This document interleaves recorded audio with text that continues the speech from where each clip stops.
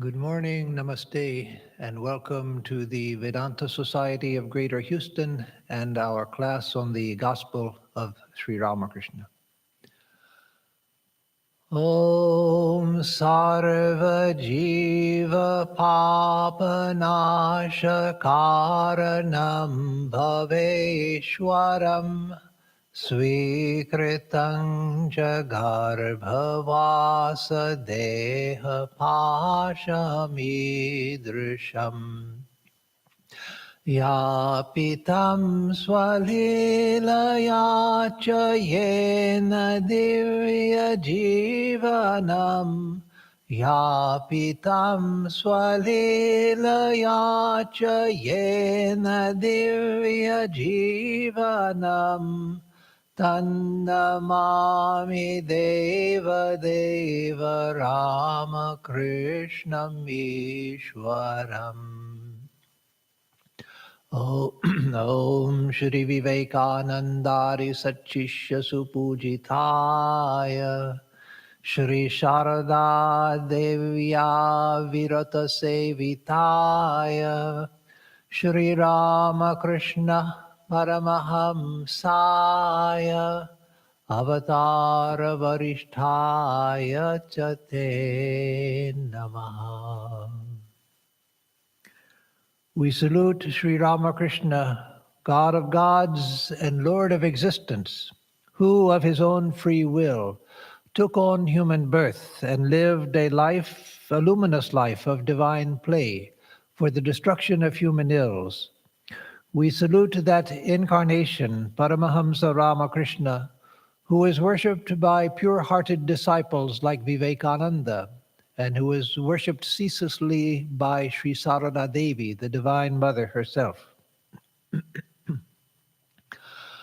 Om Tavakatamritam Tapta Jivanam Kavibhiriditam Kalmashapaham Shravanamangalam Shrimadattatam Bhuvi grinanti ye bhurida janaha.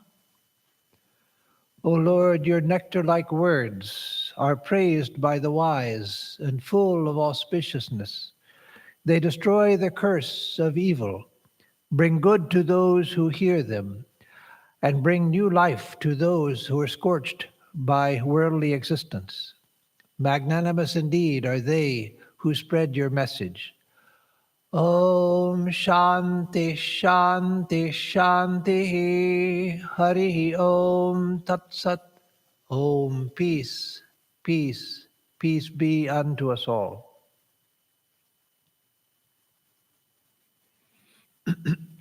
So this morning we will continue where we left off last time in the Gospel of Sri Ramakrishna.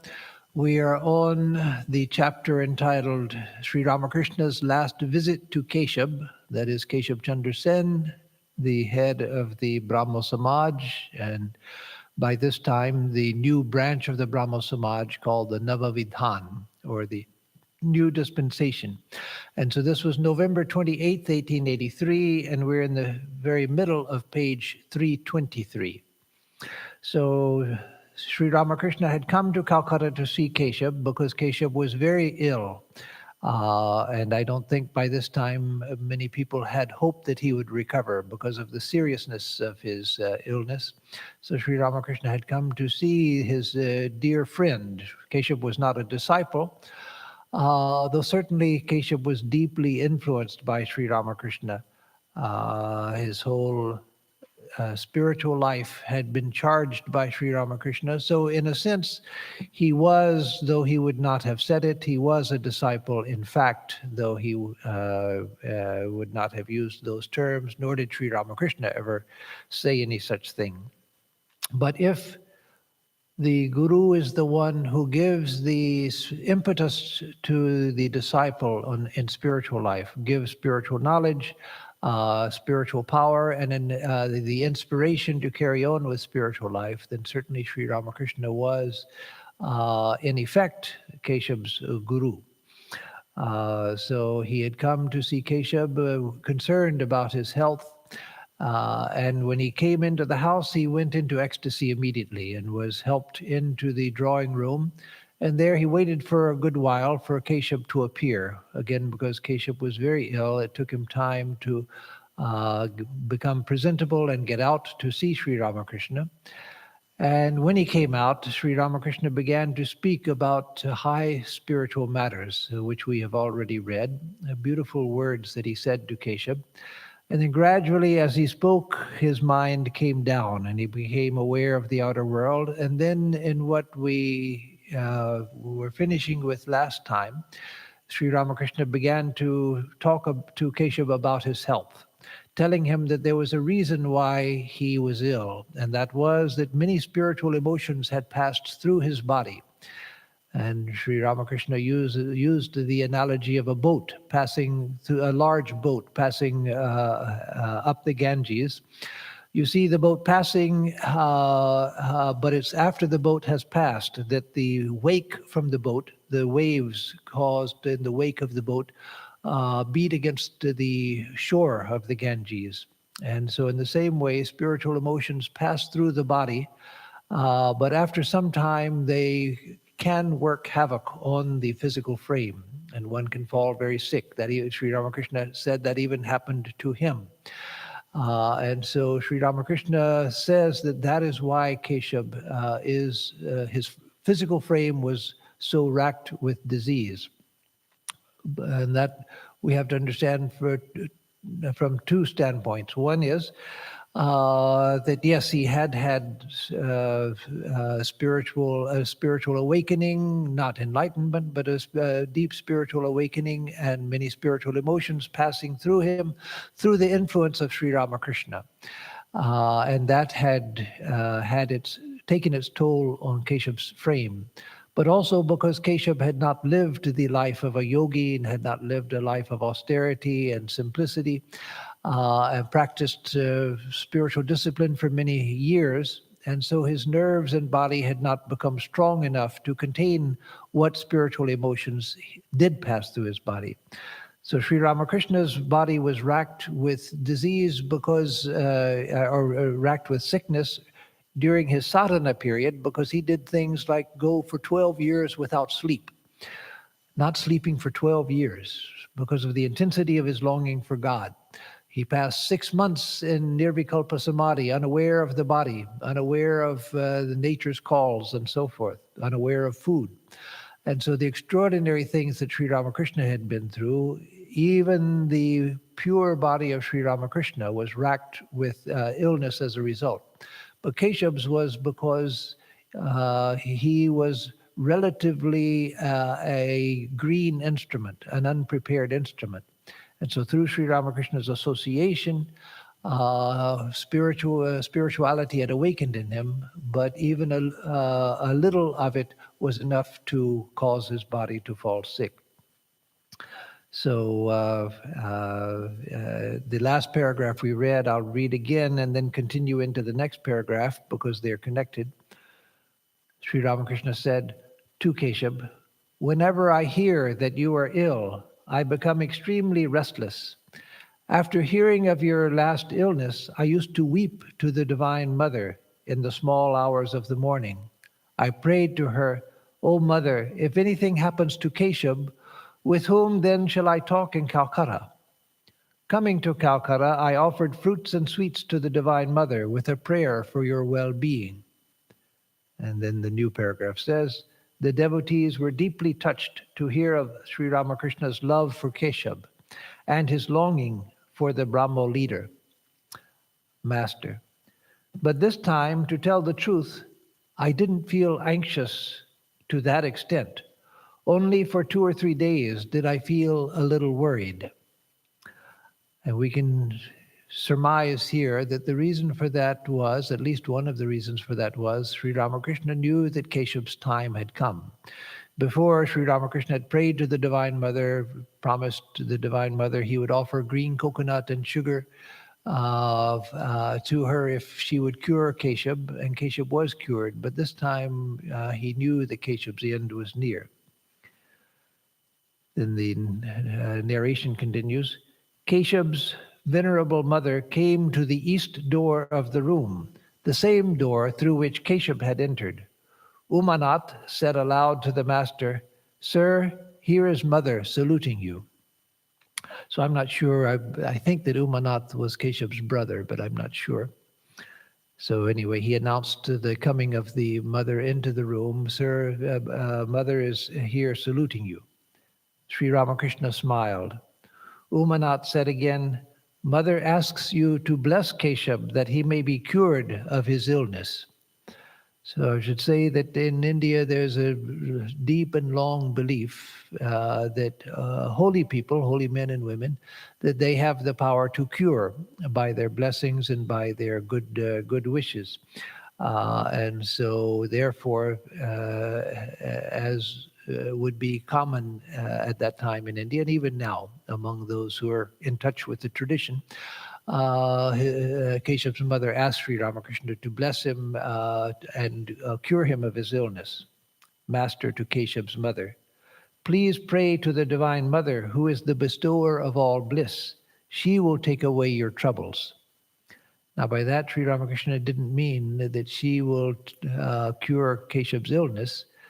He meant that if you pray to the Divine Mother, she will take away your troubles. That is, she will take away your troubled state of mind, because Sri Ramakrishna already knew that Keshav's time had come. To Keshav, "Don't spend long hours in the inner apartments. You will sink down and down in the company of women. You will feel better if you hear only talk of God." And so in the India of that day, the inner apartments where it was the inner part of the private part of the house where the women lived, and where of course the men lived there too, but that's where the women tended to stay. And so on an occasion like this, the men had come out to the drawing room to see Sri Ramakrishna, but the women would have been in the inner apartments, or at most they would have been from some distance looking in on what was going on. And Keshav's mother, being elderly, she came out to see Sri Ramakrishna. So Sri Ramakrishna warns Keshav not to spend too much time in the inner apartments, that he should spend his time thinking about God and hearing about God, and hear only talk of God. The master uttered these words in a serious voice and then began to laugh like a boy. So that also is significant, that Sri Ramakrishna wanted to be sure that Keshav took that seriously. And so he said it seriously, but then to lighten the tone, he begins to laugh like a boy. So first he gives the medicine, and then he again distracts everyone from the seriousness of the moment. So the master uttered these words in a serious voice and then began to laugh like a boy. He said to Keshav, "Let me see your hand." He weighed it playfully like a child. At last he said, "No, your hand is light. Hypocrites have heavy hands." All laugh. So again, as I've explained in other times, in the gospel, when it says all laugh, when there's no joke told, we have to understand that it was the way that Sri Ramakrishna said it, and the pleasant way. It wasn't that everybody was rolling with laughter because Sri Ramakrishna said something so funny. It was people laughed gently, pleased with Sri Ramakrishna's manner of speaking and everything. So when I first came to the gospel and kept reading all laugh, I kept wondering, why in the world are they laughing? There's nothing funny here. But we have to understand that they laughed because of the way Sri Ramakrishna was speaking, the friendly and affectionate way he was speaking, the pleasant way he was speaking, and because of his childlike nature. As I said in this last class, there are some people who have the art of everything that they say is funny. And so even when they say something straight, it comes out funny because they are funny. And so Sri Ramakrishna wasn't like that. He wasn't a jester or anything like that. But he was one of those who the uplifting and beautiful quality of his speech and company and lightheartedness when he was not in a deep mood. his lightheartedness would affect everyone, and everyone would feel happy and laugh with his conversation. So he weighed Keshav's hand. That was one of Sri Ramakrishna's methods of testing people. When those that he saw as future disciples came to him, he would usually ask them, "Come here, let me weigh your hand." And he would hold their hand, feel the weight of it, and he had the ability. No one knows how. Even Swami Saradananda, the great saint Swami Saradananda, disciple, he said, well, we didn't know how he did it or what he was doing, but he would weigh the hand of a person, and the way it felt in his hand, he could tell the spiritual nature of the person. So here he says one thing, that hypocrites have heavy hands, so you're not a hypocrite. And there were probably other things he could tell by the weight of the hand also. So Umanath again said to the master from the door, "Mother asks you to bless Keshav." So again, now she's not asking you, please bless him and cure him. She's just asking that you bless Keshav. Master gravely. So from a jovial state of conversation, he becomes grave. "What can I do? God alone blesses all. Thou workest thine own work. Men only call it their own." So here he's quoting in the Bengali. He was quoting from a Bengali song by Ram Prasad. Loke bole ami kori tomar karma tumi koro ma loke bole kori ami. You do your own work, O mother, but people say, I do. So we take credit for all that we do, not knowing that it's the divine power working through us that accomplishes everything. That we can't do anything that is not that doesn't come from the divine source. And so, as I've said in other contexts, the ego is an imposter that takes credit for everything, but actually God is the author of all. It's through God's will that everything happens. So he wanted to impress on her that he first of all, here he says that he doesn't even bless people. Of course, Sri Ramakrishna's very presence was a blessing. His words were a blessing. His touch was a blessing. But he didn't give out special blessings, especially not on command, because that came from the inspiration of the Divine Mother. He only did that which the Mother guided him to do. And so he was getting that point across. And again, just as in the earlier paragraph, he said seriously, here also he says this very seriously. Sri Ramakrishna continues, God laughs on two occasions. He laughs when two brothers divide the land between them, that is, the inherited land between them. They put a string across the land and say to each other, this side is mine and that side is yours. God laughs and says to himself, why, this whole universe is mine. And about a little clod they say, this is mine and that side is yours. God laughs again when the physician says to the mother weeping bitterly because of her child's desperate illness, don't be afraid, mother, I shall cure you. I shall cure your child. The physician does not know that no one can save the child if God wills that he should die. All are silent because they realize the seriousness of Keshav's situation. So this was something Sri Ramakrishna often said, that God laughs on two occasions. When two brothers divide the ancestral property, draw a string across a part of the property and say, this side is mine and that side is yours, because everything belongs to God. That, of course, was the basis of the tragedy for the Native Americans in this country when the European settlers came. The Europeans had a very strong idea of property ownership and property rights. In fact, in America, it's one of the sort of principles of American jurisprudence, the sacredness of private property. And so when they came to America and found people living here, but the Native Americans had no title to their property. And they didn't say, this is my property and that's your property. All of the property was the commons for the whole tribe.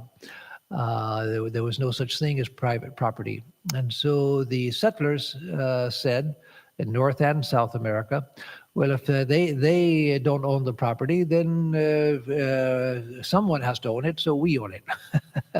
And so push them out of the way. If it's not theirs, then it's ours, and push them out of the way. They don't own it anyway, so get them out of the way.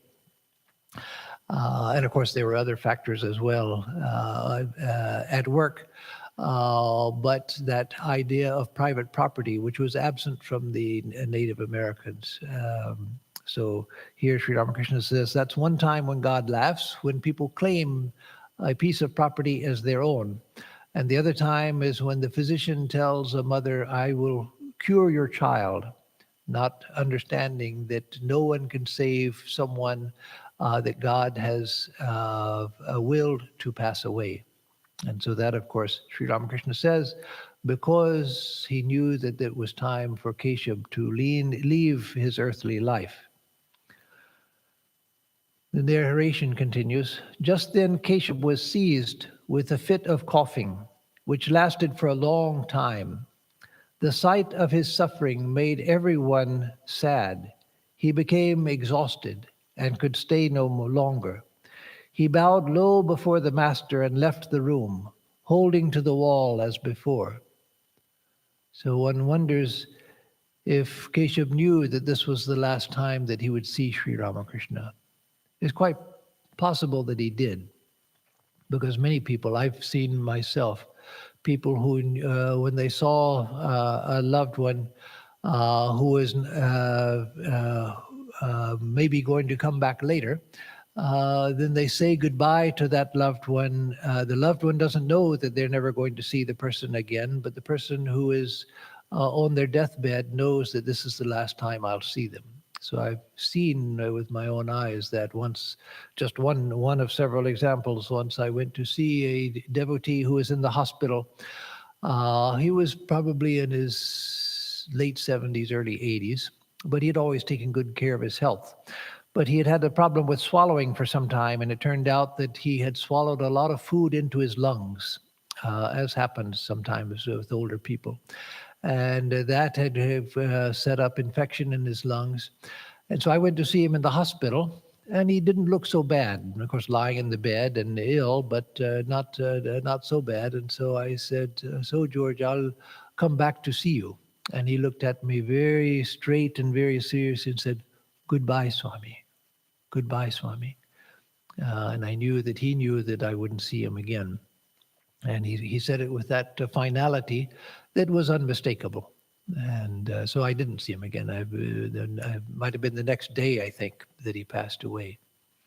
So Keshab might well have known that this was the last time he could see Sri Ramakrishna. At the same time, he was exhausted and had to go back to lie down, not having any reserves left. And certainly he also knew that he had for all eternity the blessings of Sri Ramakrishna. So he was not, didn't feel the need to sort of hang on for every last drop, knowing that he had secured Sri Ramakrishna's blessings. Some refreshments had been arranged for the master. Keshav's eldest son was seated near him, near Sri Ramakrishna. Amrita introduced the boy, Amrita, a Brahmo devotee. Amrita introduced the boy and requested Sri Ramakrishna to bless him. The master said, "It is not given to me to bless anyone." With a sweet smile, he stroked the boy's body gently. So you see, though he said, "It's not given to me to bless anyone," still he was very sweet in his behavior with the boy. And that certainly was a blessing. But Sri Ramakrishna, because of his attitude as a devotee of the Divine Mother, he didn't take the position of one who dispensed blessings. Now, there were times when Sri Ramakrishna was in the mood of identity with the Divine Mother, And then he acted as the Divine Mother. At other times, he, in his most externalized state, which of course was not at all like our externalized state. It was the state of a simple child who depended 100% on the Divine Mother and who had nothing of his own and nothing to call his own and no power of his own. Then he was just a boy, guided by the Divine Mother. She knew all, she did all, and he was simply the boy held in her hand. And so in that state, he didn't assume anything about himself. And so, though his touch would have been a tremendous blessing, he didn't assume it was a blessing. I always remember in this context, half a century later, someone asked Swami Vijnananandaji, when he was probably vice president of the order, or maybe president, but I think it was still while he was vice president. Someone asked him, Maharaj, please put your hand on my head and bless me.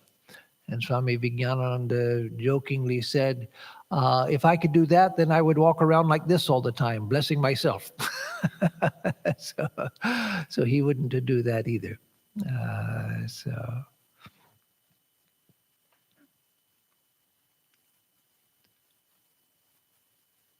Amrita with a smile. All right, then do as you please. So again, Sri Ramakrishna had said, it's not given to me to bless anyone. And then he stroked the boy, the son of Keshab. And so Amrita with a smile, all right, then do as you please. This is a good example of something I said just a little bit ago in a different way, and something I say once in a while in this class, that here Amrita with a smile. Now, if they had not said with a smile and just put Amrita, all right then, do as you please, we might instinctively read that as, all right, do as you please. If you're not going to bless him, then do as you please. It could legitimately be read that way.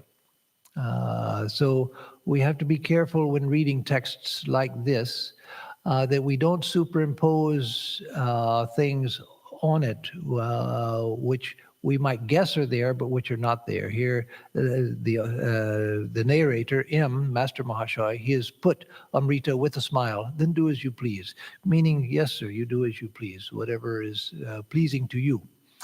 But we could easily read it as a negative and critical statement expressing the feeling that if you're going to reject us, then we reject you. No, there was nothing of that in it.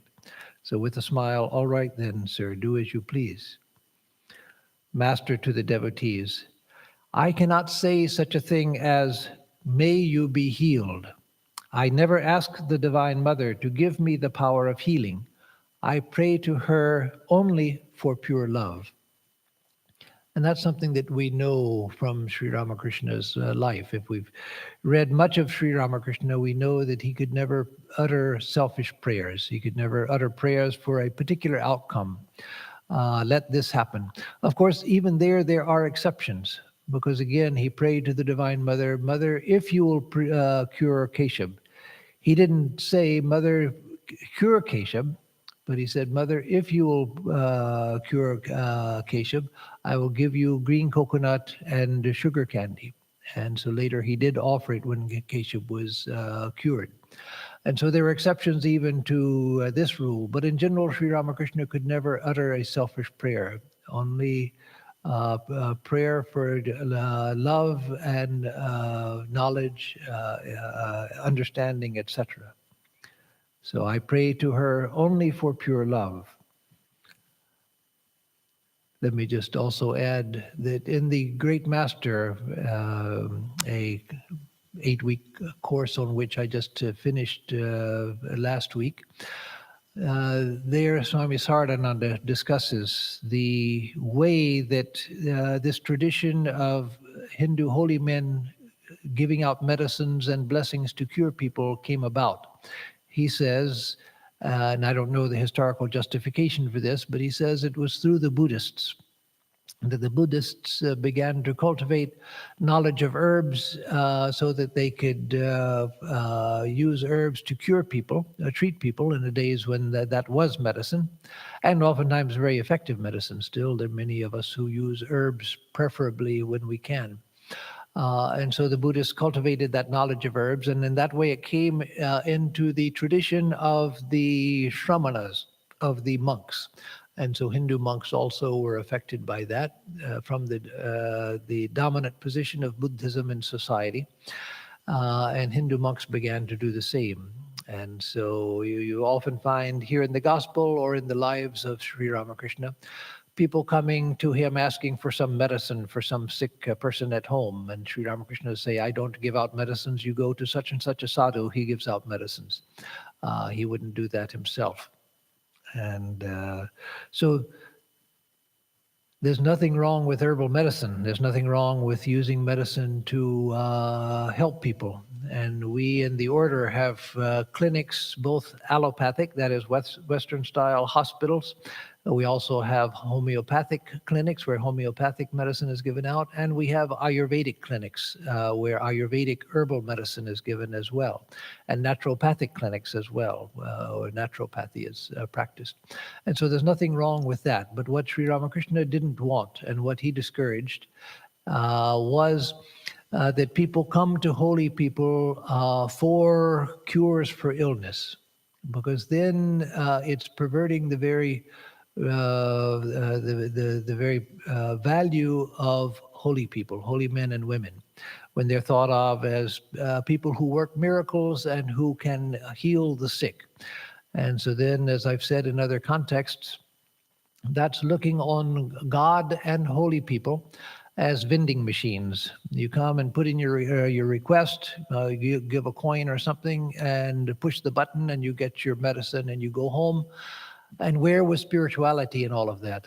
There wasn't any. It was just, I want my loved one to be well. I don't care anything about God or the holy person or any knowledge or devotion or anything. I just want my worldly ills to be removed so that I can continue to enjoy worldly life. So Sri Ramakrishna discouraged all such things. So again, running clinics so that people can come and get medicine, that's a different thing from holy men being the sources of treatment. Is Keshav, Sri Ramakrishna continues, is Keshav a small person? He is respected by all, seekers after wealth as well as holy men. I once visited Dayananda, who was then staying at a garden house.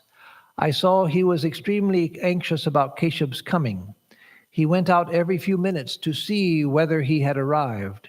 I learnt later on that Keshav had made an appointment with him that day. So here, I don't know if the Dayananda he's speaking about is Dayananda Saraswati, the founder of the Arya Samaj, or not, because Dayananda is a fairly common name. And so there might have been another Dayananda he's speaking about, and I don't know. But Sri Ramakrishna did meet Dayananda Saraswati, and he did meet him at a garden house in Calcutta before Dayananda had become famous and before he had established the Arya Samaj.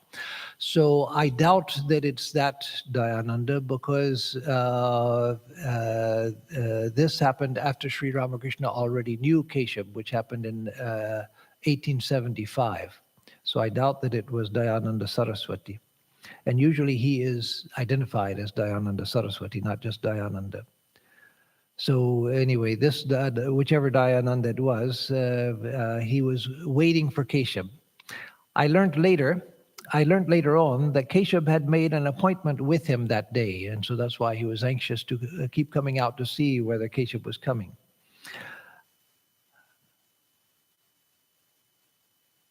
Keshav, I understood, had no faith in the sacrifices and the deities mentioned in the Vedas. Referring to this, Dayananda said, "Why, the Lord has created so many things, could he not make deities as well?" So that, again, lends some weight to the idea it might have been Dayananda Saraswati, though I don't know how the timeline works. Because Dayananda, he didn't accept image worship, but he was a proponent of the Vedas without image worship, with the sacrifices of the Agnihotra, etc. So it could have been him, but I don't know. Continuing, the master said, Keshab is free from the pride of a small-minded religious teacher. To many people, he has said, if you have any doubts, go there to have them resolved. Go there means go to Sri Ramakrishna. So that was the greatness of Keshab. Most religious people, uh, uh, lay or monastic, most religious people, they are always trying to bring people into their group, bring people into their circle, and trying to attract them to their circle rather than allowing them to go somewhere else. But Keshab was free from that small-mindedness. If he saw someone who was sincere, he would direct them to Sri Ramakrishna. Again, that was so different with some of the other Brahmo leaders, like Shivanath Shastri, whom Sri Ramakrishna loved very much, but Sri Ramakrishna knew the weaknesses of Shivanath. And after Keshab broke with the main body of Brahmo Samaj and formed his own movement, the Navavidhan, Shivanath stopped going to Sri Ramakrishna because he believed it was Sri Ramakrishna who had changed Keshab's mind and redirected his mind towards traditional spiritual practice and devotion and so forth. And so he stopped going to Sri Ramakrishna and discouraged others from going to Sri Ramakrishna as well, because he was, in fact, he told people he was afraid that the Brahmo Samaj would fall apart if this continued. And so it was an example of what Sri Ramakrishna is describing as small-minded religious teacher, whereas Keshab had none of that. It is my way, too, to say, what shall I do with people's respect? Let Keshab's virtues increase 1,000,000-fold. So again, that's another sign of spiritual jealousy, that what that person is getting so much respect.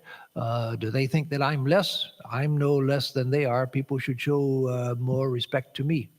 But Sri Ramakrishna had no use for people's respect. And he prayed that Keshab's spiritual fame and virtue could expand 1,000,000-fold. What does he lose by that? Keshab is certainly a great man, he continues.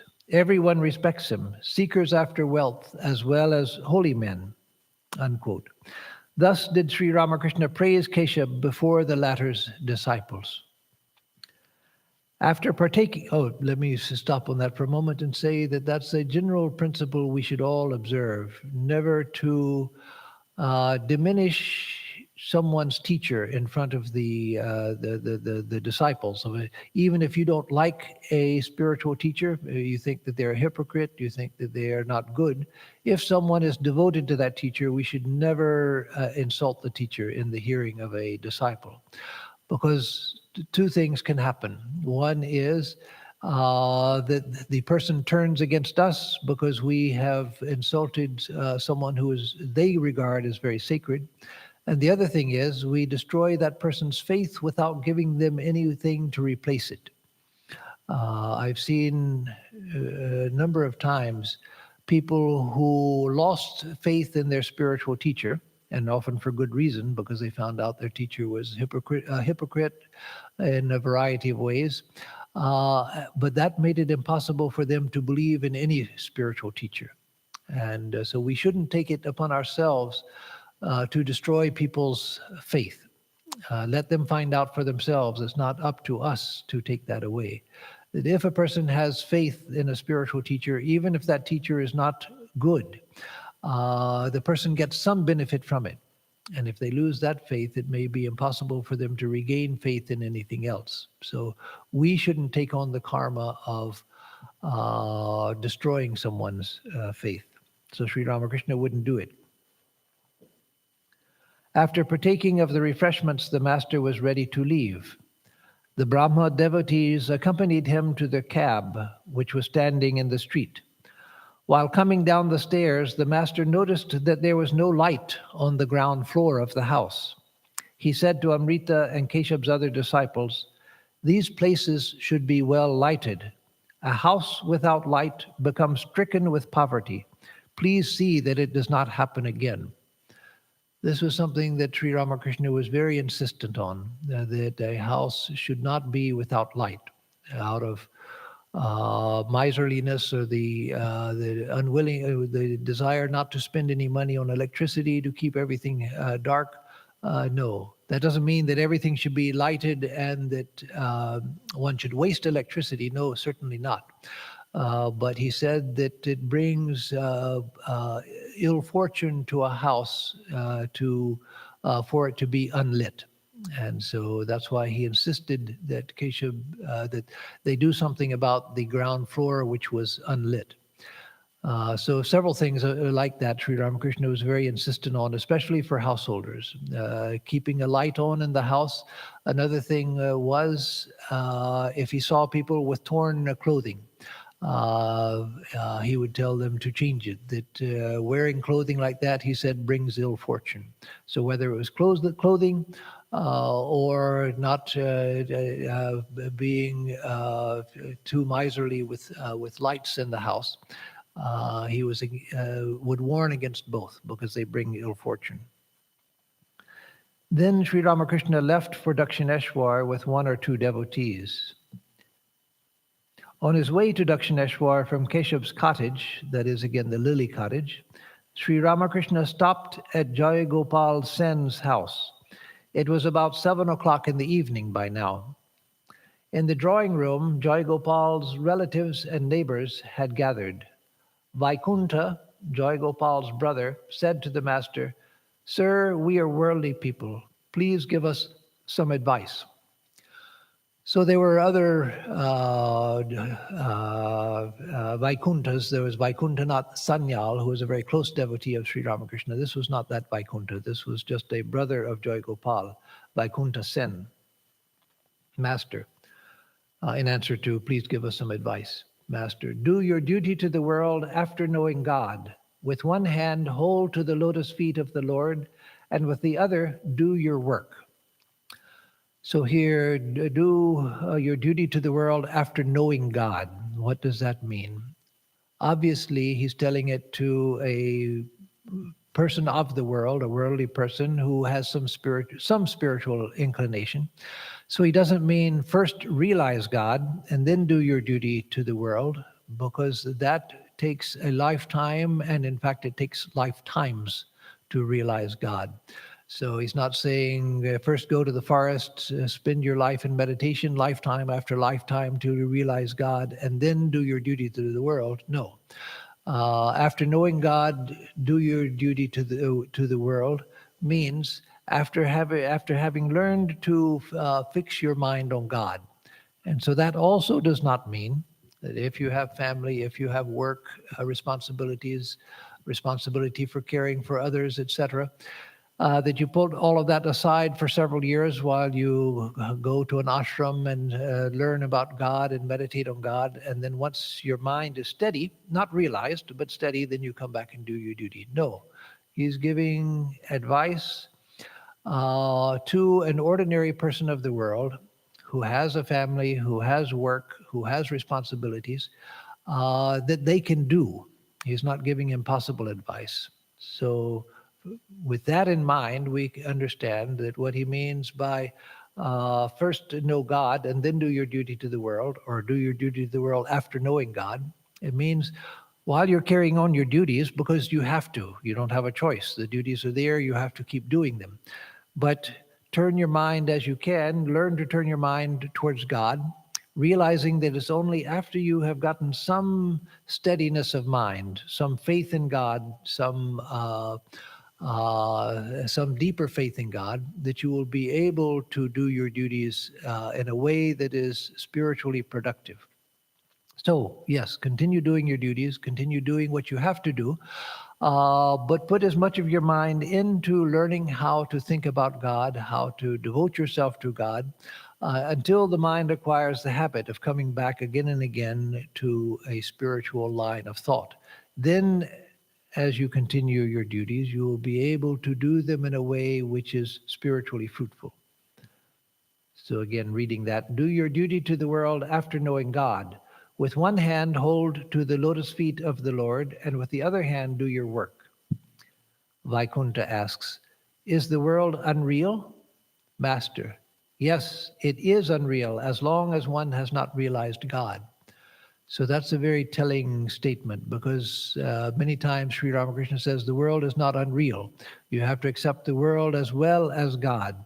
And here he says, yes, the world is unreal, but he adds, as long as one has not realized God. So this shows the truth of the idea that the world that we see is unreal. But when we realize God, we find that this world itself is the playground of God.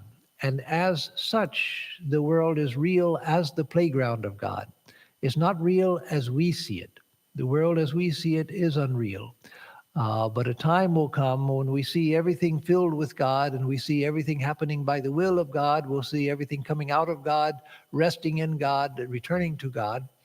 And then, yes, as the playground of God, this world is real. So, yes, it is unreal as long as one has not realized God. Through ignorance, man forgets God and speaks always of I and mine. And that is part of the unreality. He sinks down and down, entangled in Maya, deluded by woman and gold. Maya robs him of his knowledge to such an extent that he cannot find the way of escape, though such a way exists.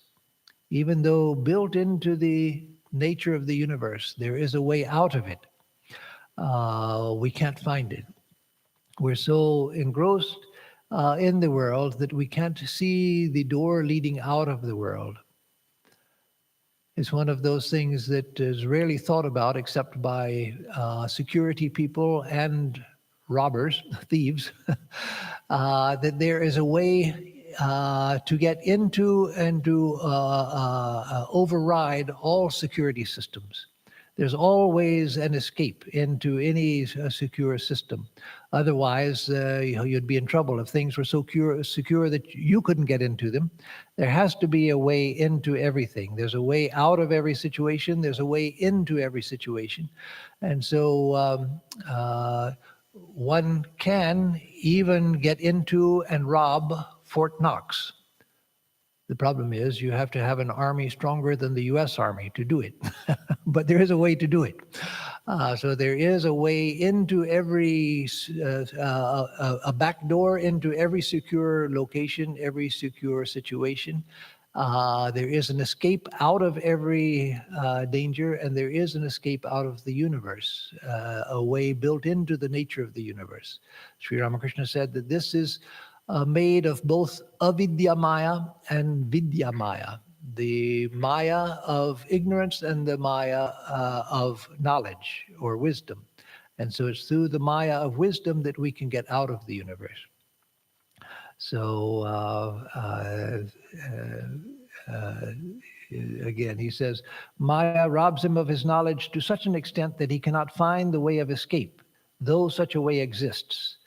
Listen to a song. And then he sings, when such delusion veils the world through Mahamaya's spell, that Brahma is bereft of sense and Vishnu loses consciousness, what hope is left for men? So here, when such delusion veils the world through Mahamaya's spell, that Brahma, the creator, not Brahman, because there is no delusion, but Brahma, the creator, is bereft of sense and Vishnu loses consciousness.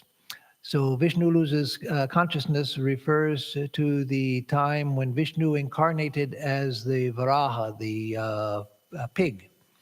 And Swami Vivekananda tells the story of how from the Puranas, which Sri Ramakrishna also tells at times, how Vishnu, he incarnated as the Varaha, as the pig, Varaha Avatara, the pig incarnation, in order to save the world.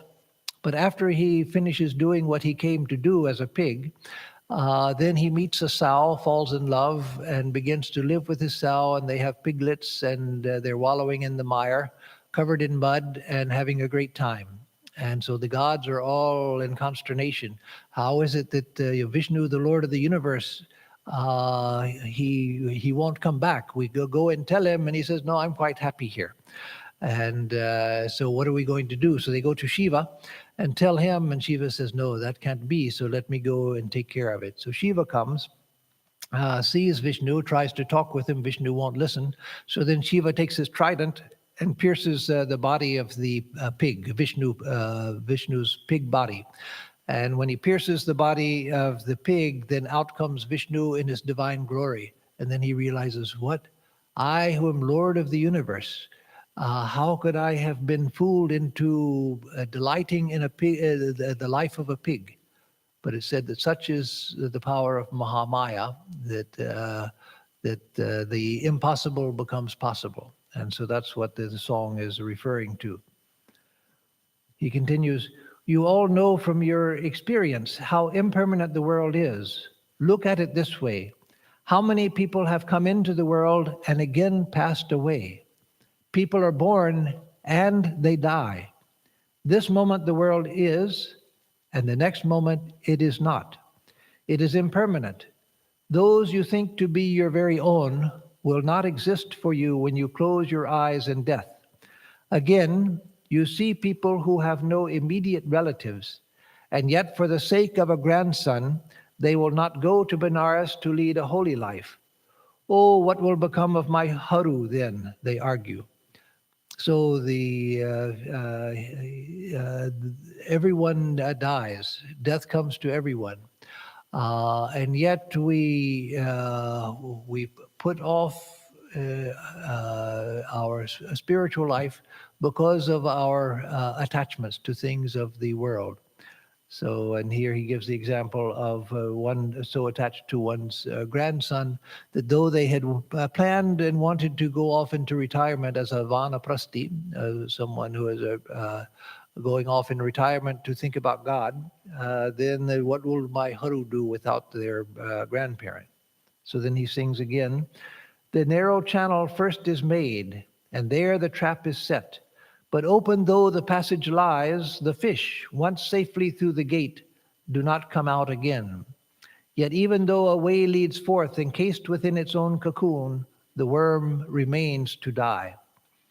And so here the song uses two analogies of our condition. That setting a fish trap in a stream, the type of trap that the song is talking about, you make a narrow channel in the water. So the water is passing through the trap. And so the fish go through the channel because the channel makes the water at that point flow more quickly. And so the fish go through it, but once they're in, they can't get back out. So they're trapped in the fish trap. And though there was no need for them to go through the trap, but they go through it anyway. And then the example of the cocoon, the caterpillar going into the cocoon, closing itself up within the cocoon. And though there is a way out because the worm made its own cocoon, and there it dies. Of course, as we know, the cocoon actually goes in there to pupate and to come out as a butterfly or some other type of bug in the case of other types of pupae. So it doesn't actually die, but in the common imagination, the worm enters into the cocoon and dies there, and something else comes out of it, the butterfly or the moth or some other type of insect. But again, it's just an analogy, and as an analogy, it works. This kind of world is illusory and impermanent. So this kind of world, the world seen without God, the world where God is not seen as the reality within the world. So here we will stop for today, and I will give announcements, and if there are any questions after the announcements, then I will take those. So for announcements, on Sunday, there will be no Sunday talk. In fact, there will be no further Sunday talks this month because this weekend I have a retreat to give. If you're interested in knowing more about it, you can go to our website and find out about it. And next week, however, we will have the Mandukya Upanishad class on Tuesday at 7:30. In which we'll conclude our study of the Mandukya Upanishad. Though, as I said in the class itself, this day before yesterday. The Mandukya is the shortest Upanishad, and we can cover it in 2 days, but we will come back to it after doing other Upanishads when we study it in the context of Gaudapada's Karika, Gaudapada's commentary in the form of 4 chapters on the Mandukya Upanishad. And so we will study it again, but the class on just the Upanishad without the Karika, that will be next week and conclude next week. And next week we will have this text again, the Gospel of Sri Ramakrishna, next Thursday. And those classes next week, Tuesday and Thursday, they will be the last classes this month, because after that we will close for the Christmas break. As we get closer to Christmas, everyone in society nowadays gets very busy, whether Christian or not. Christmas is a busy time of celebration for everyone. So, and many people are traveling. So we will have classes next Tuesday and Thursday, and then that will be the end until Christmas Eve, December 24th at 7 p.m. here in the chapel. We will have an open celebration. There's no registration. You're welcome to come for the Christmas Eve service, 7 o'clock. It'll last for about an hour. There will be some carol singing, reading from the Nativity of Jesus, a short talk on the meaning of Christmas, and then closed with arati, the waving of the lights. So that will be there. And then January 1st, we will have our Kalpataru Day celebration, the day celebrating, or the celebration, the day celebrating Sri Ramakrishna's self-revelation on January 1st, 1886. And also, it will, on the same day, we celebrate the birth anniversary of the Holy Mother, Sri Sarada Devi. So there'll be a puja to Mother and a short reading about the Kalpataru Day. So you're all welcome to January 1st as well. So now questions. Sri Ramakrishna's statement, "What can I do? God blesses all," reminds me of his trust in power of attorney attitude, no doership. Please comment. Yes, that's true. That's a good analogy that Sri Ramakrishna spoke of giving one's power of attorney to God. And as I said, Sri Ramakrishna was in different attitudes himself. Sometimes he had the attitude of a child dependent completely on the mother who didn't know anything. I am and mother is, that's all I know. I don't need to know anything else, he would say. At other times, he took the position, he knew his identity with the Divine Mother.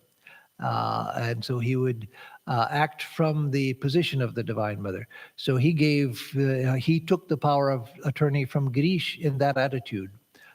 From his divine attitude. But normally he had the attitude that everything happens by the will of the mother, because that's the attitude we can practice. We can't grant anyone power of attorney in the sense that Sri Ramakrishna did to Girish. In a legal sense, yes, but in the total sense, that Girish gave his power of attorney to Sri Ramakrishna. That we can't do. But what we can do is give our power of attorney to God, which is another way of saying surrendering to God. And so God blesses all.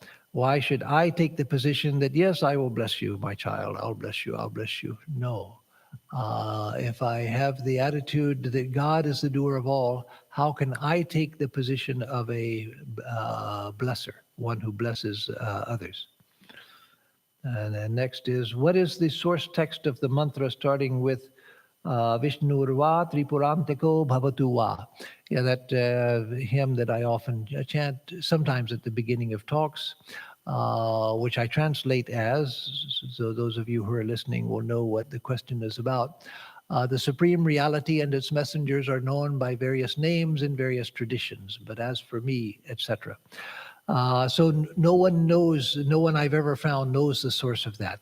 It is in the book Universal Prayers of Swami Atmarupananda, and there it's just given traditional.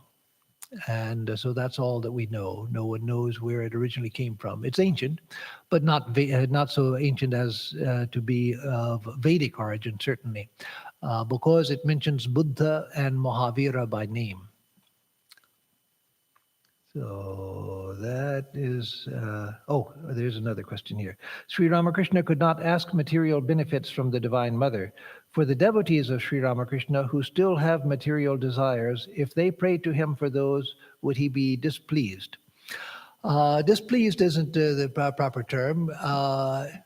One of our Swamis put it like this, that if you pray for a specific benefit,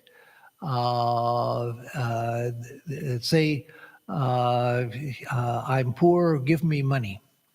And you really need money, but I'm poor, please give me money. Then in the cosmic ledger, the karmic ledger, it may be written that got wealth this time, next time we'll have to suffer poverty. Or cure me. Okay, got health this time, next time we'll have to suffer again. So the problem with praying for particular outcomes is that, yes, we may get it. And not that it displeases God. We may get it, but that which we needed to experience, we avoided. And so it will come back to us.